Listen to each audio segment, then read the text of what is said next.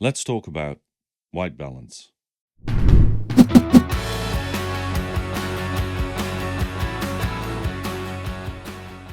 I'm Sebastian and welcome to my channel where I talk about tech because I like it.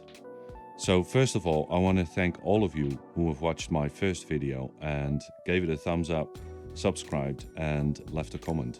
I really appreciate it. Back to white balance. Some of you were asking about white balance in the comments, so I figured I'd make a video about it.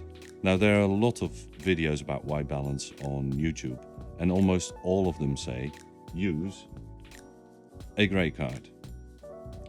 But what do you do with a grey card and why does it help us set white balance? And why is it important in different scenarios? Well, I will tell you and I will show you how to do it on the G9 and I will also show you a universal way to do it. I think many of you already know that a grey card is middle grey, also referred to as 18% grey.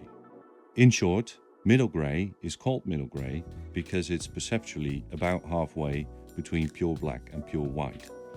The 18% refers to light reflection, so middle grey reflects about 18% of the light that hits it. Middle grey is a worldwide standard to which we set white balance. Any camera that can set custom white balance, any photo or editing software program that has a white balance correction feature can use middle grey as its reference to set a correct white balance. This means that because those cameras and software programs know the value of middle grey, they can then use it as the reference point from which they can calculate the other colors in the image. Of course, this is a simplified explanation and there's a lot more to it and some maths involved, but I hope this gives you a better understanding of what middle grey is. So how does this work in practice? Well, I'm first going to show you how to do it on the G9 and on other cameras with a custom white balance feature. It might work a bit differently, but the same principle applies. However, if you are on a camera that doesn't have custom white balance settings, there is another way to do it. I'll show that later on in the video. So let's take a look at the G9. As you can see in this image here, the white balance is way off. It's way too blue and too cold. So let's set a correct white balance. First, press the white balance button on the top of your camera. You have to be in manual mode. It doesn't work in full auto mode. That will show you the white balance settings. There are presets, for example, sunlight, tungsten and shade, but we are focusing on custom settings now. Use the scroll wheel to go to one of the 4 custom white balance icons. You have the option to save 4 white balance settings. It doesn't matter which one you pick. Press up on the scroll wheel and it will show you a yellow rectangle on the screen. Now get your grey card out and hold it in front of the camera in such a way that it fills the rectangle completely with grey. It's important that you hold the grey card in the same position as the subject you want to capture, and that you expose it in the same way as you will your subject. Now press set. The camera will take a picture and use that to set the white balance. This is now, in my case, saved to white balance 1.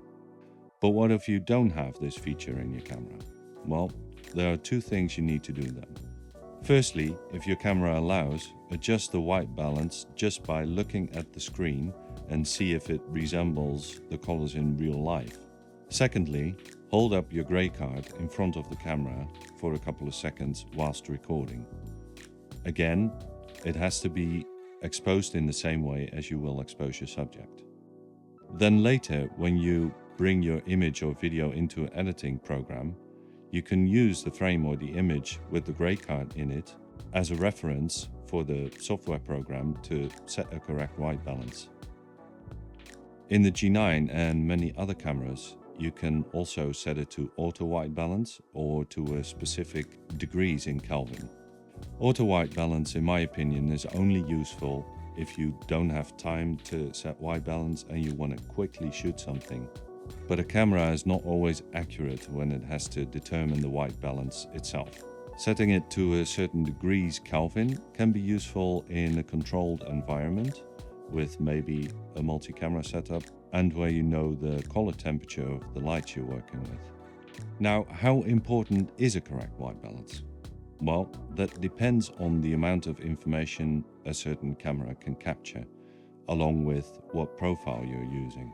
Nowadays, mirrorless cameras like the G9 can capture raw images and 10-bit footage with a flat or log profile, which gives a higher dynamic range, meaning that there's a lot of color information retained, as well as information in the highlights and the shadows of the image. With these types of cameras and settings like a flat or a log profile, it's not a disaster if the white balance is slightly off, because there's still enough information retained to set a correct white balance in post.